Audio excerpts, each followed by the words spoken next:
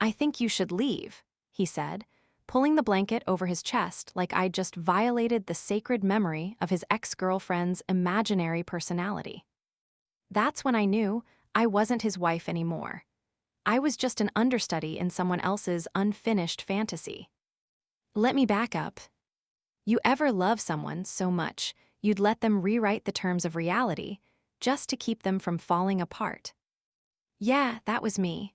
Gold medal in emotional gymnastics. I wasn't just bending over backwards, I was bending into a whole other woman. It started when Jack came home from work one night with that glassy-eyed look he gets when he's been thinking too much and saying too little. He sat on the couch, swirled his whiskey like a philosopher in a GQ ad, and dropped it. "I think I need to process the breakup." I blinked. What breakup? He hesitated. "With Becca." That was 3 years ago. He and I had been married for 2. So I laughed, because what else do you do when your husband brings up his ex like she's a ghost that needs a seance? But he was dead serious. "She was intense," he said. "Passionate. The breakup, it messed me up. I think I'm still carrying some trauma. And I think it might help, therapeutically, if we explored some of that through roleplay." Roleplay. At first I thought he meant the usual stuff. You know, nurse, teacher, hot girl at the dive bar who drinks her whiskey neat and doesn't text first. But no, he wanted me to be Becca, not like her, not inspired by her, literally her, same phrases, same perfume, same nail color. And because I thought love meant compromise, I said yes. God, I was such a dumb, well-intentioned idiot. At first, it was kind of a joke. I'd say things like, "Oh, Jack, you're so much better than any guy I've ever dated," in this over-the-top voice, and he'd smile, and we'd laugh, and then we'd have sex like nothing was weird. Until it wasn't funny anymore. One night I called him baby. Just, instinctively. I mean, we've been calling each other baby since we were dating. And that's when he froze. His whole body went rigid like I'd said a slur. He looked at me, no, through me, and whispered, "She'd never say that." I stared at him. "What?" He pulled away, eyes wide, like I'd ruined the spell. "Becca hated that word," he muttered. "She thought it was infantilizing." "Oh, okay, cool," I said, blinking back heat in my throat. "I'll just refer to you as emotionally unavailable dad figure from now on. Better." He didn't laugh. He just got up, wrapped the blanket around himself like a Victorian widow, and went to sleep on the couch. And I sat there, in our bed, dressed like his ex, crying in a shade of lipstick I hated. That was the first crack. But it wasn't the last. The next week he sent me a playlist, titled Becca Energy. I wish I were joking. It had Florence plus The Machine, Mitski, and like 6 songs by Fiona Apple. I started wondering if I was in a relationship or curating a tribute concert for a woman I'd never met. I mean, what kind of man weaponizes Spotify? But every time I tried to bring it up, tried to say, "Hey, maybe this whole resurrection of your ex thing is a little unhinged," he'd guilt trip me. "You said you wanted to help me heal. You said you'd support my process. You're the one who said we should be more emotionally intimate." Yeah, Jack, that's not what I meant. You ever feel like you're slowly being erased while still showing up for someone every day? Like you're in the room, but invisible. I started skipping lipstick, skipping lingerie, skipping trying because if I wasn't going to be loved as me, what was the point? But the scariest part, I missed him. I missed my husband, the one who made dumb pancakes shaped like dinosaurs and watched horror movies with me under one too small blanket, and cried the first time we slow danced in the living room to no music at all. I miss me too. The version of me that didn't flinch every time I heard her name. So the night he said she'd never say that, I stopped pretending. I stood up, took off the perfume, wiped off the lipstick, scrubbed my nails clean, and I said, "You know what? You're right, I'm not her, I'll never be her. And maybe it's time we both accept that." He just blinked at me like I was speaking a foreign language. Then he said something that cracked the final bone in my spine. She would have understood. And that's when I knew I wasn't playing his ex. I was being compared to her. Every damned day. And the worst part, I was losing. There's this weird thing about grief. It doesn't always belong to the dead. Some days it felt like I was grieving a woman I never met, but who still somehow slept between us every night. And the craziest part? She wasn't even dead. Not by a long shot. On paper, I had a picture-perfect life. Two-story colonial with a white porch swing we never used. A golden retriever named Murphy who shed like it was a full-time job. A job in HR that paid the bills but dulled my brain. And a husband who, by most metrics, was still considered a catch. We had double dates with our neighbors, Dana and Tom. We bought matching Halloween costumes for Murphy. I made balsamic chicken on Tuesdays, like clockwork, and he kissed me on the forehead before his morning runs. Except I started noticing things. Like how Jack didn't take his phone on his jogs anymore.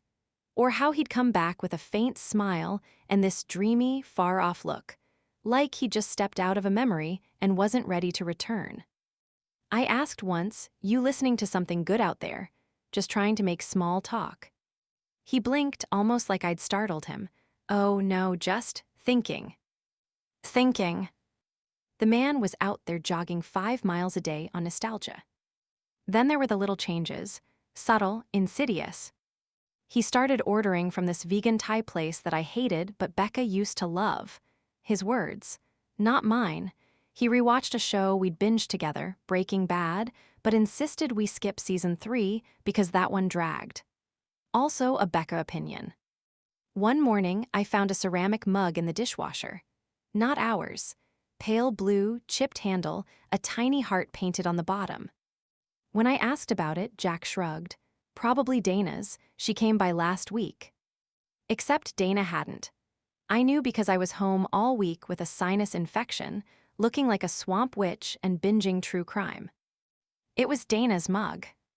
I didn't push, not yet, I wasn't ready to know. But something in me started quietly unraveling. I began double-checking things, his calendar, his receipts, his Venmo.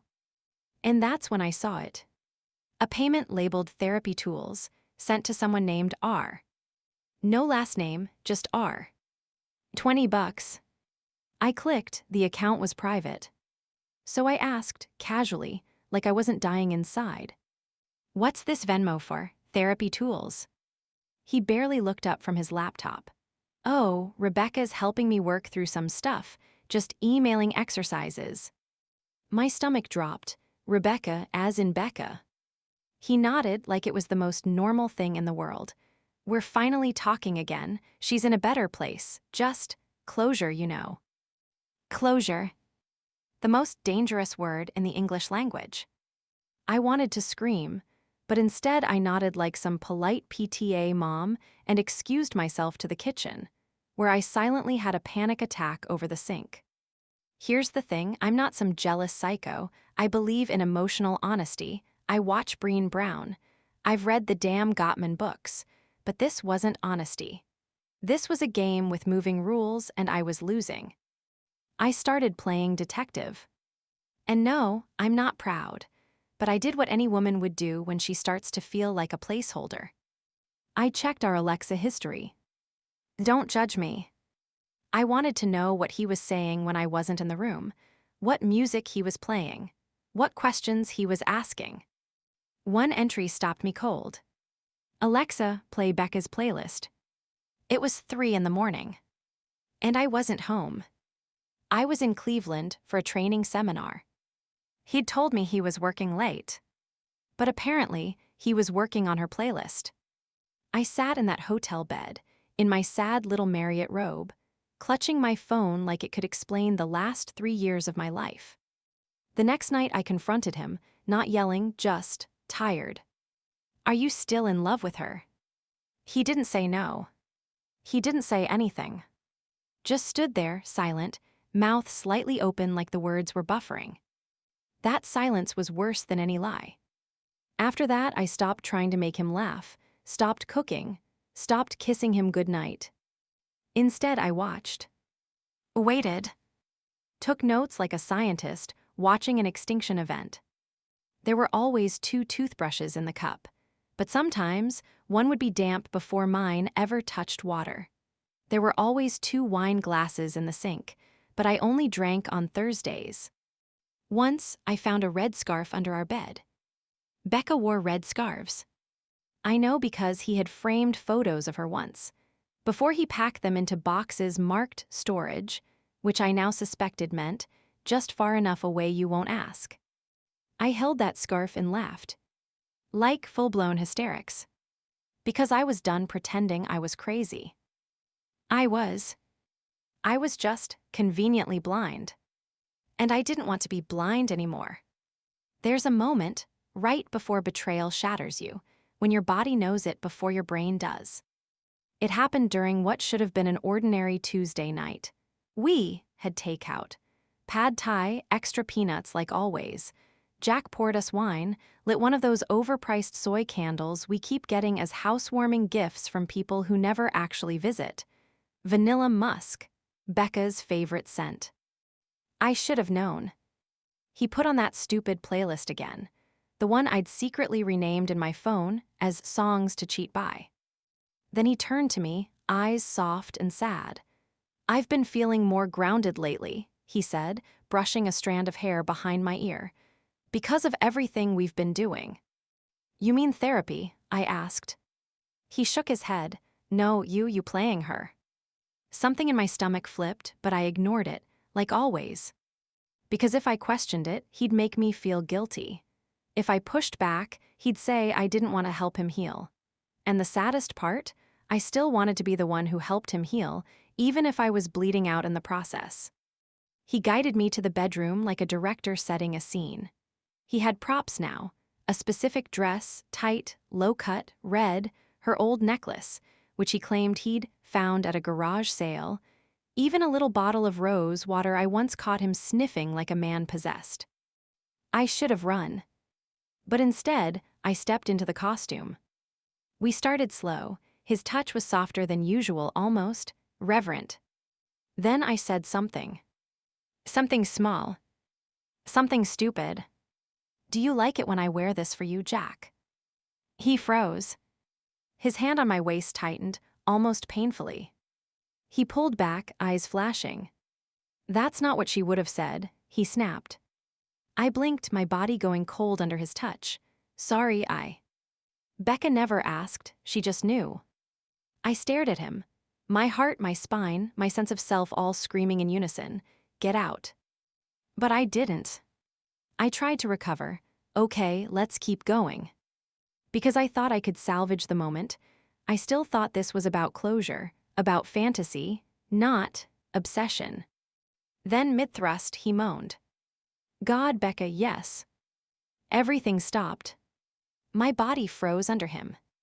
Did I just imagine that? Jack, I said, voice barely above a whisper. What did you just say? He blinked like he'd just snapped out of a trance. What? You said Becca. Silence. No denial, no backpedaling, just a slow, almost confused. Yeah. I rolled out from under him like he was radioactive. You just called me her name. He sat up, blanket pooling around his hips. It's just roleplay.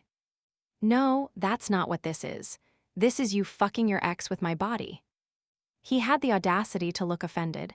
You agreed to this. You wanted this. No, I wanted you to heal. I didn't realize I was signing up to be her emotional stunt double.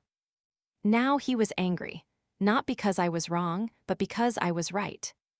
You don't understand what we had, he said, standing up, pulling on his boxers like that would give him dignity.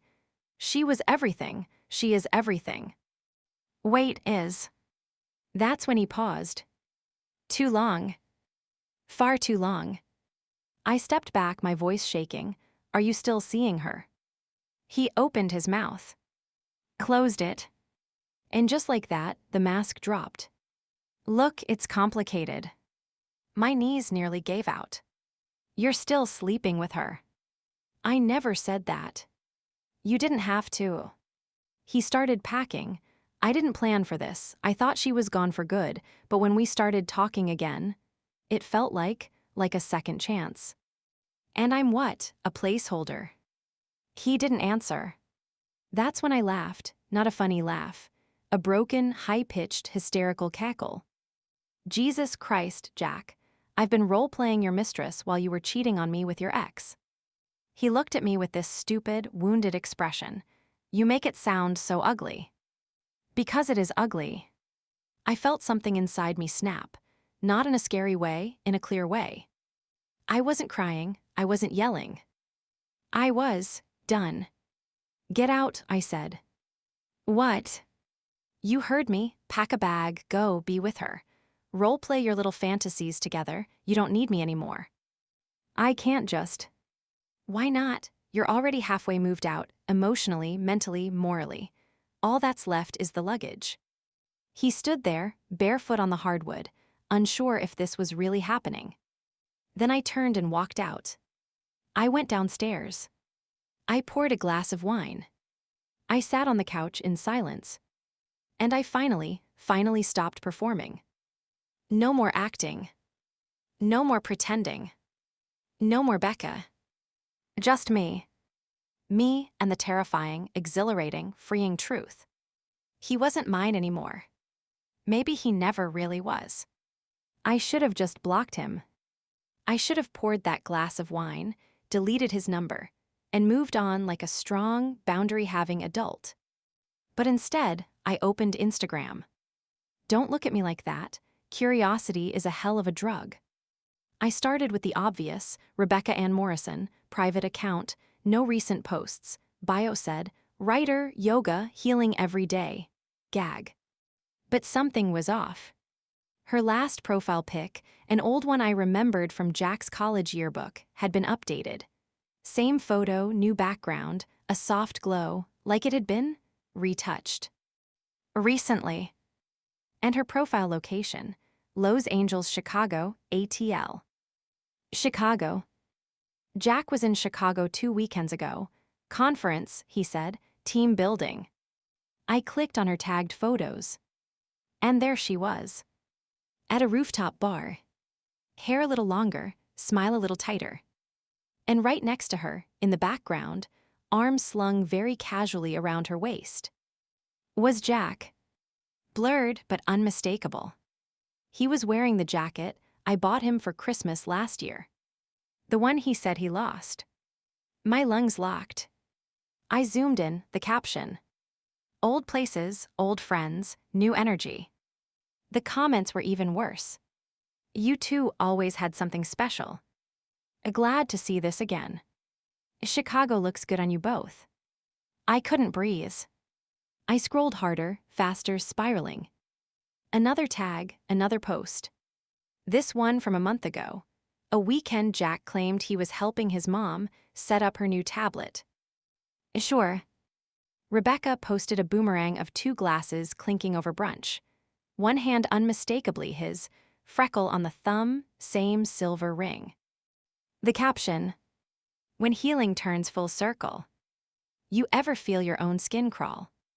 Like your body, trying to reject the reality your mind's absorbing. That's where I was, on the couch, in our house, while upstairs he was packing to go see her again. I messaged her. Yeah, I know, dumb. But I had to know. Me, hey, this is probably insane, but I'm Jack's wife. Are you two still together? No response. 10 minutes passed. Then 20. I started typing a follow-up, hands shaking, when the typing bubble popped up. And stayed. And stayed. And finally. Rebecca, I was wondering when you'd reach out. That's when I knew everything I feared was true. Me, so you never broke up. Rebecca, we did for about 6 weeks, 3 years ago. Me, you mean, right before we met. Rebecca, right before you met him, he and I never really stopped. I dropped the phone. Literally, it clattered to the floor. She kept messaging. Rebecca, I didn't know about you at first. He said you were a rebound, that you knew about us. Rebecca, I believed him for a while. Then I found your wedding photos. Rebecca, he told me it was open, that you were into unconventional things. Unconventional. That's one word for it. I wanted to scream, to throw something, to torch our whole matching pottery collection and start over with a sledgehammer and a flamethrower. But instead I wrote, "Me, so the role play, the perfume, the red dress, that was your idea." Her reply came fast. "Rebecca, what role play?" Oh. Oh my God. She didn't know. She had no idea. He was sleeping with both of us, but emotionally manipulating me into becoming her, while emotionally manipulating her into believing I didn't exist. The whole time I thought I was his wife, and she was a ghost. Turns out she was the main character. And I was just the understudy. The backup character. That's when the anger set in. White hot clear, focused. No more crying. No more spiraling. I went upstairs, calm as hell. He was zipping his duffel. "Going somewhere?" I asked, voice like ice. He turned slowly. "I thought you told me to leave." "Oh, I did," I said, "but not before I gave you a gift." He blinked. "What kind of gift?" I smiled. "Not the sweet kind. The executioner kind. You like role play, right? You like fantasy. Cool, I'm going to give you the best performance of your life." He narrowed his eyes. "What are you talking about?" I walked past him, grabbed my phone, and texted Rebecca. "Want to meet for coffee, woman to woman?" Then I turned back to him. "You've got 24 hours, Jack, to get your shit and go, or I go public, and not just with her." He snorted. "You think people care about your little sob story?" I raised an eyebrow. "Oh, honey, I don't need their sympathy, I need their attention." Because the next part, that was going to be legendary. Meeting her felt like stepping into a mirror that hated me back. We chose a neutral place, a tiny cafe with reclaimed wood tables and overpriced matcha. Becca showed up 5 minutes early, of course. She had that kind of punctual confidence, like someone who's been chosen too many times to ever feel uncertain. And I hated that I liked her. She wore a loose linen jumpsuit, minimal makeup, and still looked like the kind of woman Jack would romanticize in his stupid, moody journals. Effortless. Earthy. Just broken enough to seem deep. But her eyes. Sharp as hell. She sat down and said, "He told me you were into cosplay." I nearly snorted my latte through my nose. "He told me you were a memory." We just stared at each other for a moment. Two versions of the same betrayal, comparing scars. Finally, she said, "I didn't know about the dress. I didn't know about Chicago." Silence again, then she leaned in. "So, what now?" I looked at her, suddenly dead calm. "I want him humiliated." She blinked, not offended, not surprised, just intrigued. "Publicly, emotionally, digitally, existentially." She grinned. And that's how our revenge plan was born. The next 3 days were a blur of planning, scripting, fake tears, borrowed wigs, and a rented ring light. We weren't going to key his car. We weren't going to burn his clothes. No. We were going to weaponize the one thing he never saw coming, our story. We wrote a scene based on real events.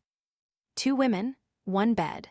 1 clown in boxers trying to explain how therapy somehow involved lying to both of us for 3 years.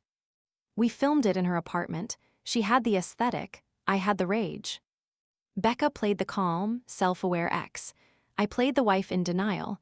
We wore the same red lipstick, shared 1 scarf, took turns delivering his exact phrases back to the camera. She meant nothing. "You wanted this." I needed closure.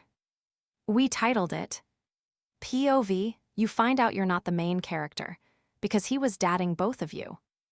Hashtagged it, 2 women, 1 clown. Not your therapist. Becca was never gone. And we posted it. On TikTok, on Instagram Reels, on Reddit under our Fuck You Jack. Okay, we made that one up. Within 12 hours, it hit 500K views. By morning, we were at 2 million. And the comments: glorious chaos. He used you as an emotional sex doll. This is performance art and trauma therapy in one. A plot twist, they fall in love with each other. 2 queens, 1 jester. And Jack. Oh, Jack lost his goddamn mind. He texted first. Jack, what the hell is this? Me, your legacy. Then, Jack, take it down, this is defamation. Becca, nah bro, we didn't name you, but funny how everyone figured it out. Then came the voicemail. I played it on speaker while we were eating popcorn and checking the analytics. You've humiliated me. People at work are asking questions. This isn't who I am. I thought we loved each other. I hit pause. Looked at Becca. Said, what do you think? Sincere. She popped a kernel in her mouth. 2 out of 10, no accountability, whiny delivery. We laughed. And somewhere between frame analysis and tequila shots, I realized I hadn't thought about him, not really, in over 24 hours. I was free. Not because he left, but because I finally saw myself clearly. I wasn't the understudy. I was the co-director of the final act. Becca and I made 2 more skits, one about emotional role-play consent, the other a parody of him giving both of us the exact same birthday card, which actually happened. Same card, same glitter. They both went viral. We got invited to a podcast. And no, we didn't name drop him. We didn't have to. Every woman watching knew a Jack, had loved a Jack, had lost herself inside a Jack-shaped lie. The power wasn't in calling him out.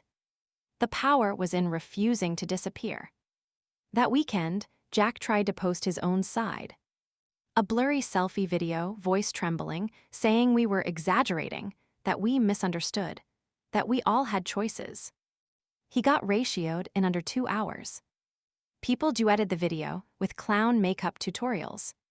One girl stitched it and said, when men make trauma performance art, it's called podcasting. When women do it, it's called healing. Get over it. Becca and I FaceTimed each other, laughing so hard we cried. And maybe that was the real twist. Not just the revenge, but the restoration. We weren't 2 women fighting over a man. We were 2 women reclaiming our names from someone who never deserved to say them. He filed a cease and desist. On monogrammed letterhead. I swear to God, it was printed in Comic Sans. We got the email at 3:14 p.m. on a Wednesday. I remember because I was literally microwaving leftover mac and cheese, and Becca was in the middle of editing our next parody sketch. Jack's Top 10 Gaslighting Greatest Hits. Subject line, urgent, remove content immediately. He was threatening to sue for emotional distress, career damage, and get this, misuse of his image. We hadn't even used his fucking face. Just his voice, his phrases, his essence. The lawyer, clearly someone he found on Reddit or a discount referral from a guy named Brad, sent a whole 5-page document outlining how we'd exploited his trauma for internet clout. I sent it to my cousin, who's an actual entertainment lawyer in LA. She replied with 1 sentence. This is adorable, frame it. Becca and I did one better. We printed it out, lit a candle, and read it in character. Me as the sobbing wife one, Becca as the spiritual ex, set to a dramatic instrumental piano version of somebody that I used to know. Captioned it, POV, when he tries to sue the women he lied to for telling the truth, artistically. It hit 3.7 million views. Jack responded with an actual legal filing. I mean, he tried. Turns out it's really hard to sue someone for defamation when everything they said is true, you're not named, and your dumbass voluntarily commented under the video with, "This is slander." Guess what? That made it traceable. TikTok picked it up. So did Reddit. And then BuzzFeed, Jezebel, some niche law podcast that said it best. You don't get to emotionally manipulate 2 women for years and then cry foul when they clap back, in matching lipstick. He went dark after that, deleted all his socials, took sabbatical leave from his job. We know because someone leaked a company-wide email where he claimed he was being harassed by anonymous internet trolls. Except no one was trolling. Everyone was just reposting our video and quoting his greatest hits. She would have understood. This is part of my healing. You said you wanted to help. You know what viral justice looks like. It looks like a man's legacy being reduced to a clown emoji in every group chat from Brooklyn to San Francisco. And us. We went live. Just once. To address the situation. I wore the dress. She wore the scarf. We didn't cry. We didn't name him. We just told the truth. That we loved someone who didn't know how to love. That we got used, gaslit, and rewritten into supporting roles in someone else's emotional soap opera. And then we took the script back. Thousands of women flooded the chat. Some saying they had been Becca. Others saying they'd been me. One girl wrote, "You made me realize I wasn't crazy. He really was making me become his last girlfriend. I thought it was just in my head." We just nodded. Because it's never just in your head. And sometimes the only way to scream loud enough to be heard is to go viral. So we made one final video. Just text on black screen. To the man who said she'd never say that you're right. She didn't. I did. Posted it, logged off. I still have the scarf. The red one, the one that used to smell like her perfume, the one I wore when I wasn't myself, when I was her or trying to be. Now it just smells like laundry detergent and quiet. I keep it in a drawer, not out of nostalgia, but as a kind of relic. A reminder, like a scar that doesn't fade but stops hurting. Sometimes I take it out just to feel the weight of it. Not because I miss him, but because I don't. People keep asking me how it felt, going viral, getting justice, reclaiming the narrative. Like I walked away victorious, glitter in my wake, some internet folk hero with perfect eyeliner and a mic drop moment. And yeah, I guess it was that. Partially. But the real win was the silence that followed.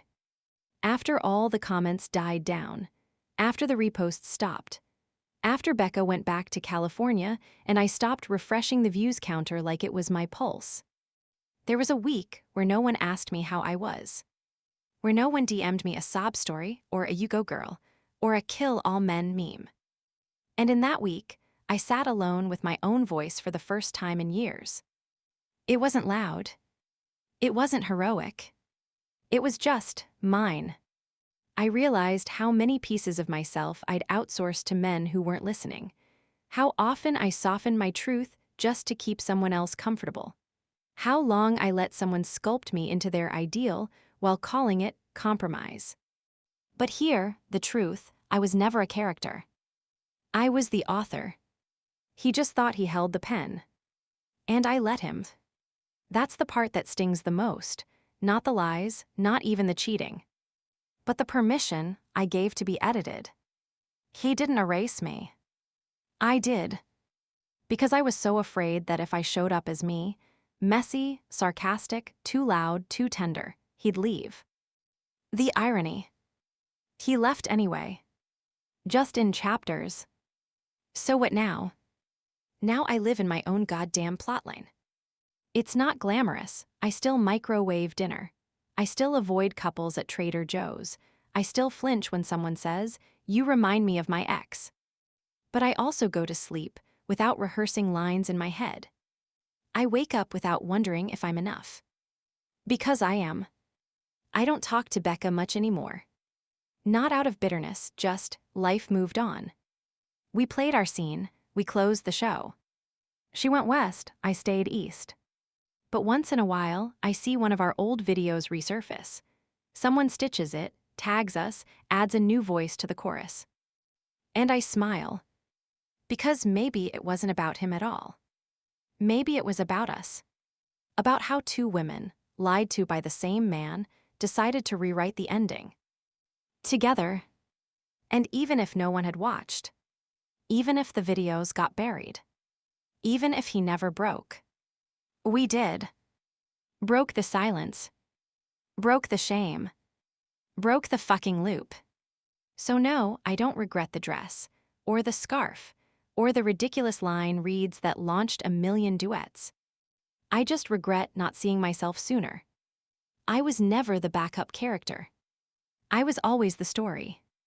And now I write all my own lines. Even the messy ones. Especially those. Because they're real. And they're mine. Subscribe to my Mia's Stories YouTube channel for raw, emotional stories and authentic insights that encourage healing, growth, and understanding. Don't forget to be part of a supportive space where stories inspire and lessons resonate. What do you think about this story? Let us know in the comments. Your opinion truly matters to us, and we're here for you.